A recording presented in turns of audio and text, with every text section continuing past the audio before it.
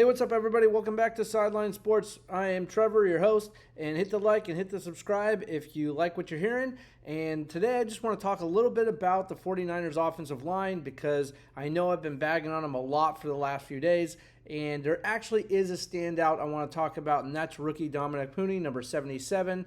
He was a third-round pick for the 49ers, 86 overall. He's a 330-pound offensive lineman out of Kansas City.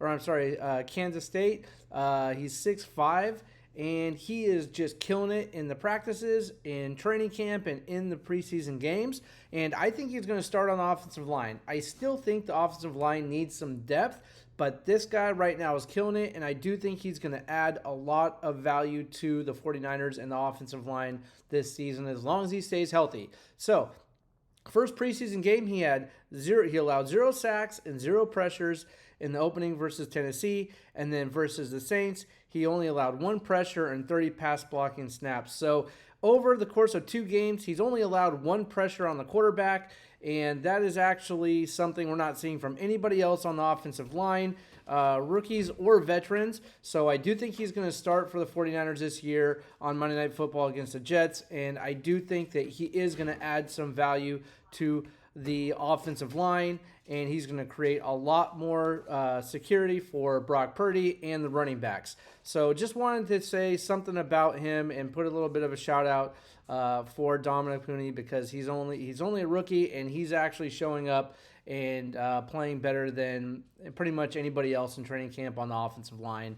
And I know I've been saying a lot of bad things about the offensive line because if somebody does go down or get hurt, then it's going to be a big problem for the quarterback and for basically the entire season for the 49ers. So that being said, he's a shining star on the offensive line right now, and I'm excited to see what he does going forward and going into the season. So I just wanted to make a video on that. And then also just a little bit of Giants news right now.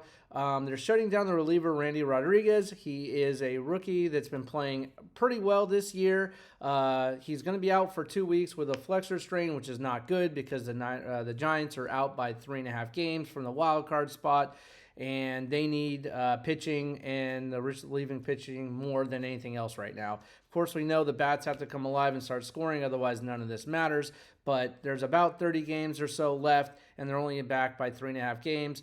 That being said, we need to see the New York Mets and the Braves lose some games for the Giants to gain any ground at all. And I just don't see that happening this year, but things happen all the time that are out of sight, out of mind, and teams can surprise you. So we'll see if the Giants do that this year, but losing that relieving pitcher is not good. His ERA was 3.93 on the year, which is not too bad, not great, but not too bad. He did have 52 strikes over 33 innings, which is pretty good for a reliever. So they're going to miss that, I believe, and it's going to just make the road to the wild card even tougher for the Giants. And even if they did make the wild card, I don't think they're going anywhere anyway. They're not ready to win a championship, as I said in many videos before.